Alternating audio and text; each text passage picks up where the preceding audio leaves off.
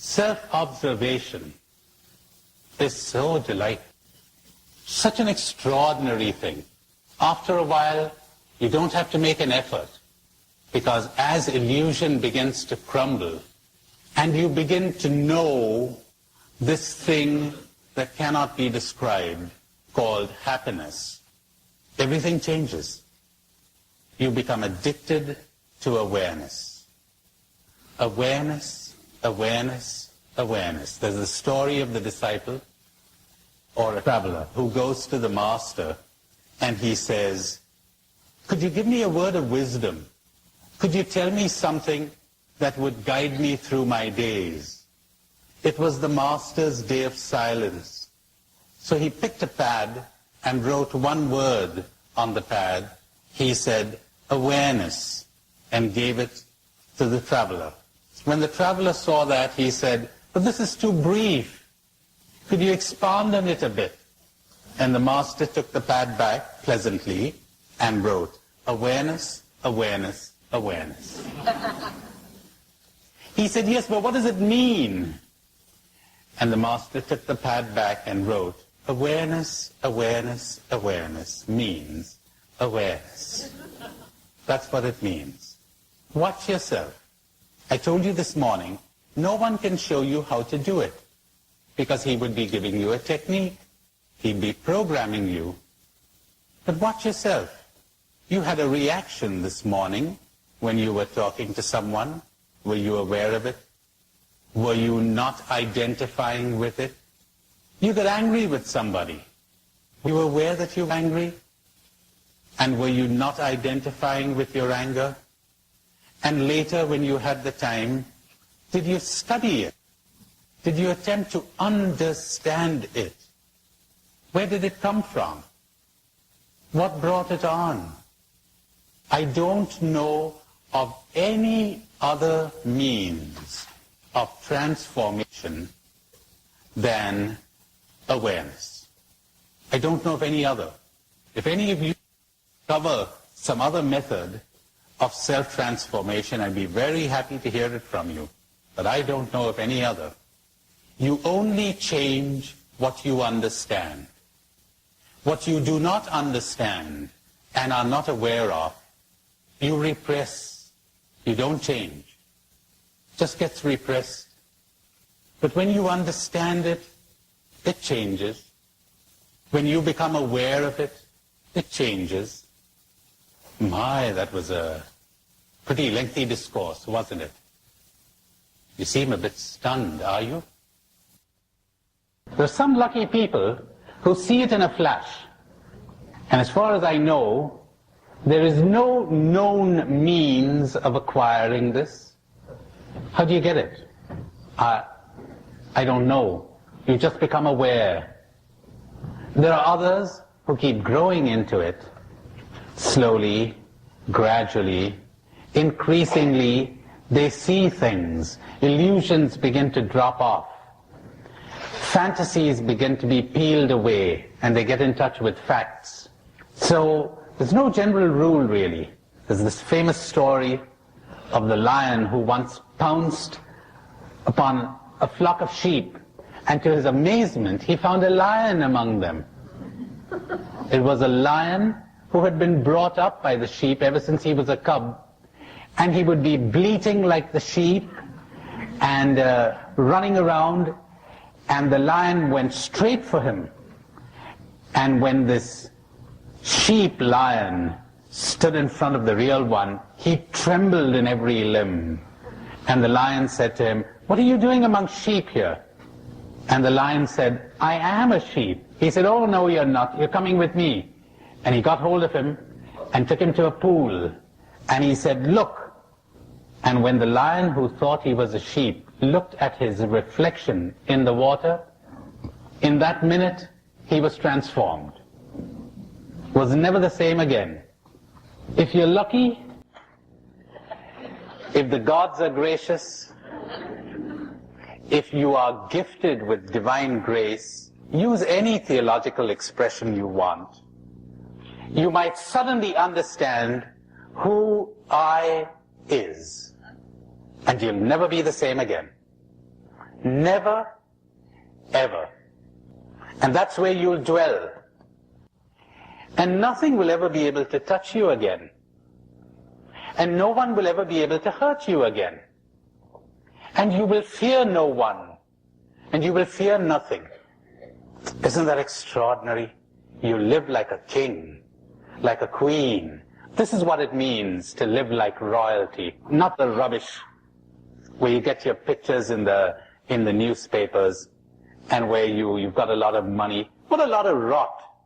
And you're as terrified and confused as everyone else. And you're trying to hide it. When you fear no one, because you fear losing nothing. When you fear no one, because you're perfectly content to be nobody. Who wants to be somebody here? What's the use of it all? You don't give a damn. It doesn't matter. Success, failure, means nothing. Honor, disgrace, nothing. You make a fool of yourself, means nothing. My, isn't that a wonderful state to be in? Now some people arrive at this painstakingly, step by step, through months and weeks of self-awareness. But I'll promise you one thing, I've not known of one person who would give time to being aware, who wouldn't see the difference in a matter of weeks. Already the quality of your living is changing. You don't have to take it on faith anymore. You're seeing it. You're different. You react differently. In fact, you're reacting less and you're acting more. You see things you've never seen before.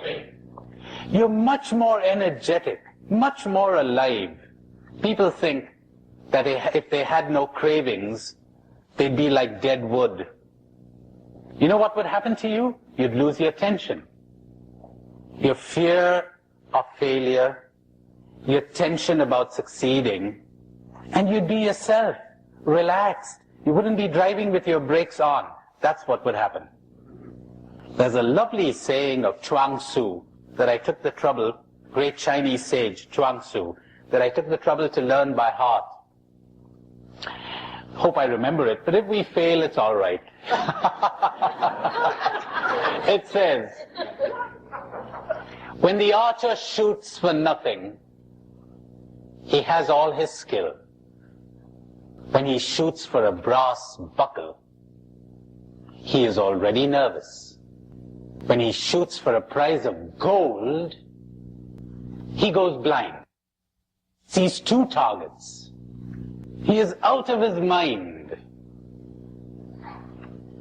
His skill has not changed, but the prize divides him. He cares. He thinks more of winning than of shooting. And the need to win drains him of power. Isn't that lovely? Isn't that an image of what most people are? When the archer shoots for nothing, he has all his skill. When you're living for nothing, you've got all your skill, you've got all your energy available to you. You're relaxed. You don't care. It doesn't matter whether you win or lose. Now there's human living for you. That's what life is all about. That can only come from awareness. And in awareness, as I shall explain as we go along, you will understand that honor doesn't mean a thing. It doesn't. It's a social convention. That's all. And so the prophets didn't bother one bit about it. Honor, disgrace meant nothing to them. They were living in another world, in the world of the awakened. Success, failure meant nothing to them. Kind of, I'm an ass, you're an ass, so where's the problem? Somebody said, I think it was a man called Sidney Harris. I recollect reading, he said, the three most difficult things that a human being can do are not physical feats or intellectual achievements. They are, first, returning love for hate. Second, including the excluded. And third, admitting that you are wrong. My, easy as pie, easiest thing in the world, easiest thing in the world. If you haven't identified with me, what's the problem? Yeah, I'm wrong. If you knew me better, my God, you'd see how often I'm wrong. What would you expect from an ass? But I haven't identified with him, see? I is not this. So you cannot hurt me. Can you imagine that? Initially, the old conditioned me will react, and you'll be depressed, and you'll be anxious, and you will grieve, and you will cry, etc. Before enlightenment, I used to be depressed. After enlightenment, I continue to be depressed. But there's a difference. I don't identify with it anymore. You know what a big difference that is? Do you know what it means? I'll say this slowly. Do you know what it means to step outside of yourself and look at that depression and not identify with it and not do a thing to make it go away, and to be perfectly willing to go on with your life while it passes through you and disappears? My, if you don't know what that means, you really have something to look forward to. And the anxiety, there it comes. And you're not troubled. How strange. You're anxious and you're not troubled? Isn't that strange? Isn't that a paradox? And you're willing to let this cloud come in, because the more you fight it, the more power you give it. And you're willing to observe it as it passes by. And you know something? You can be happy in your anxiety. Isn't that crazy? And you can be happy in your depression. It's just that you got the wrong notion of happiness. You thought happiness was excitement. You thought happiness was thrills. You know something? That's what causes the depressions. Didn't anyone tell you that? You're thrilled. All right, you're preparing the way for your next depression. You're thrilled. Have you picked up the anxiety behind that? How could I make that last? Somebody said that yesterday evening. How can I make it last? That's not happiness. That's thrills. That's kicks. That's addiction. That's drugs. Talk about the drug addict. My, I've got something to show you. I wonder how many non-addicts there are in this hall tonight. If you're anything like the average group, very few. Very few. Don't look superiorly down your nose at the alcoholic and the drug addict. Maybe you're just as addicted as he or she is. The first time, I'm becoming personal. The first time I got a glimpse of this world, it was terrifying. Terrifying. To understand what it meant to live alone. To have nowhere to rest your head, but nowhere. To leave everyone free and to be free yourself. To be special to no one. To love everyone. Because love does that. It shines on good and bad alike. And it makes its rain to fall on saints and sinners alike. No difference. It doesn't depend on an object to exist. You don't pull it out. It's there, available. Like the rose. Is it possible for the rose to say, I will give my fragrance to the good people who smell me, and I will withhold it from the bad? Or like a lamp, is it possible for the lamp to say, I shall give my light to the good people in this room and withhold my light from the evil people? Or like a tree, can a tree say, I'll give my shade to the good people who rest in my shade and withhold my shade from the bad? There are images of what love is all about. But I told you, we don't really know what love is. But it's right there staring us in the face in the scriptures. We never cared to see it because we were so drowned in what our culture calls love, in its love songs and its poems. That isn't love at all. That's the opposite of love. That's desire. That's control. That's possessiveness. That's manipulation. That's fear. That's anxiety. That's not love.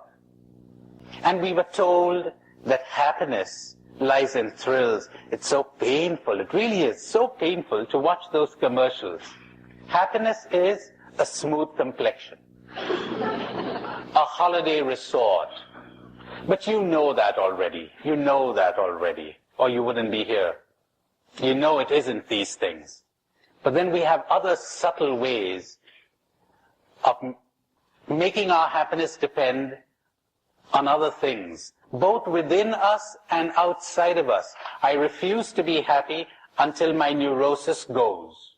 How about that one? I got good news for you. You can be happy right now with the neurosis. Yes, sir. You want even better news? There's only one reason why you are not experiencing what in India we call Anand. We have a special word for happiness, for this kind of happiness. It's called Anand, bliss. Bliss. There's only one reason why you are not experiencing bliss, this present moment. And it is because you're thinking or you're focusing on what you don't have. Or else you would experience bliss. You're focusing on what you don't have. Right now, you have everything you need to be in happiness, bliss, Anand, right now. Jesus was talking horse sense. He was talking to lay people, to married people, to third world people, to starving people, to poor people. He's telling them, good news. It's yours for the taking. Ready for it? Here goes. But who listened? No one's interested. They'd rather be asleep.